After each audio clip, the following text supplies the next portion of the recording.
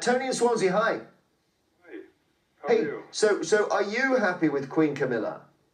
Not at all happy with it at all. She's an adulteress, and Wow. they had sex during Charles's marriage with Diana. They had it afterwards. He's the governor of the Church of England, and should have more respect for us. But then I suppose it says in the Bible the flesh is weak. Well, I can't have respect for her. I mean, I just think of her as the king's wife, and I think that's a sufficient title. In fact, the king's second wife. And like one of your previous callers said, I'm very aware of the way in which Diana was pushed to the side and died, and that's what I think of. And the two of them should really be ashamed of themselves. Okay. Charlie has always tried to say that he wants his new wife to be a queen, but I think nearly everybody I know disagrees with it. I don't know anyone in this area. All the callers have said what you said, Tony. Thank you very much. So, gosh, that's the whole secret of people saying, I almost hope Camilla's not watching. We're going to move on now after the break. Greetings to the Sussex Squaddies. Viewers from the heart of London, the coasts of California, and everywhere in between are welcome to this gathering today. A warm welcome extends to friends around the world. No matter the location, curiosity and a passion for the stories that shape lives unite everyone tuning in. The focus today is the fascinating world of media and the influence of televised stories on public beliefs, especially regarding the ever-intriguing royal family. Headlines, debates, and endless speculation all play a role in shaping public opinion. Recently, a UK show hosted by Jeremy Vine presented viewers with a question that appeared simple at first. Are you happy that Camilla is now queen? Yet, as is often the case with the royal family, nothing is ever truly simple. On the surface, the question seems straightforward, but beneath it lies a tangled web of history, emotion, and controversy.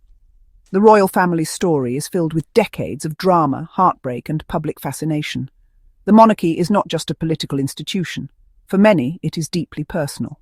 It is tied to national identity, family traditions, and, of course, memories of Princess Diana, whose legacy still casts a long shadow over the present. To gauge the public mood, Vine opened the phone lines, inviting viewers from all walks of life to call in and share their feelings, doubts, and hopes. Each caller contributed a unique perspective, shaped by personal memories of the royal saga, some recalling the fairy tale days of Diana, others reflecting on the changes the monarchy has undergone. What followed was eye-opening. The responses revealed just how out of touch some in the media can be with the real feelings of the public.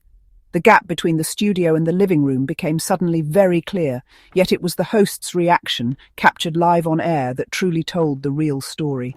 Sometimes it is not the answers but the reactions that reveal the most about society and the stories people choose to believe. As the calls poured in, the studio buzzed with anticipation. Producers scrambled to keep up, and the host's eyes darted between the flashing phone lines and the clock. It was clear that something unusual was happening.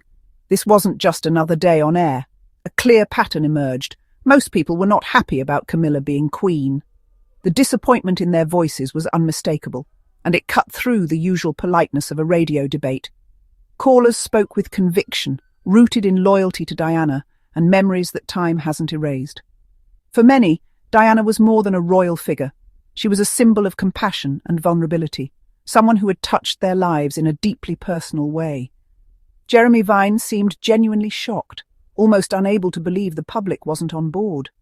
His surprise was visible, as if he'd expected a wave of support for Camilla, not this tidal surge of resistance. He referenced the positive press Camilla receives, as if that should have swayed everyone. Headlines and glossy magazine covers, he suggested, were proof of public acceptance. But the callers weren't convinced. This disconnect was striking. The media expected their narrative to be accepted, but the public held firm. It was a rare moment when the carefully crafted storylines of newspapers and television clashed with the raw, unfiltered opinions of ordinary people. The callers weren't angry, just honest. Their tone was measured, their words thoughtful. They weren't out to attack Camilla, but they couldn't ignore their own feelings or rewrite their own memories. They reminded us that you can't rewrite history and expect everyone to forget. The past, especially one as public and painful as Diana's, lingers in the collective memory. Their loyalty to Diana remains powerful, no matter how many glowing headlines Camilla gets. For these callers, the media's attempts to rehabilitate Camilla's image simply couldn't erase decades of emotion and loyalty. Vine's surprise said more about his media bubble than about the public's true feelings. It was a reminder that broadcasters and journalists can sometimes lose touch with the people they're meant to serve. The people proved they have their own minds and memories. They listen, they read, but ultimately they decide for themselves what to believe and who to support. The media's influence isn't as absolute as it thinks. In moments like this, the public's voice rings out, clear and unfiltered, reminding everyone that real opinions can't always be managed or manufactured. Here's where things get interesting. When callers criticized Camilla, Vine quickly defended her, urging empathy for her feelings. But where is this empathy when Meghan Markle is the subject? The same media that shields Camilla has relentlessly attacked Meghan, often with a cruel and racial edge. Hosts rarely ask for kindness toward Meghan. Instead, criticism is encouraged. The double standard is glaring, compassion for one, condemnation for another. Both women married into the same family. Both faced scrutiny, yet only one is protected. Camilla is cast as the survivor, Meghan the outsider. Empathy is reserved for those who fit the mold. It's a troubling inconsistency we see again and again. The Jeremy Vine episode highlights a key truth. Mainstream media often believes it can shape public perception simply by flooding the airwaves and front pages with positive press. There's a sense of confidence, even arrogance, that if the right stories are told, reality itself can be rewritten. Editors and producers expect that a relentless campaign of flattering stories will erase the past, smoothing over old wounds with glossy images and carefully chosen words. They hope that by controlling the narrative, they can control what people remember. But the public isn't so easily swayed. People are more discerning than the media gives them credit for, and they can spot an agenda behind the headlines. The pain of the Charles and Diana years still lingers in the collective memory. Those events weren't just tabloid fodder. They were deeply personal for many, shaping how generations view the royal family.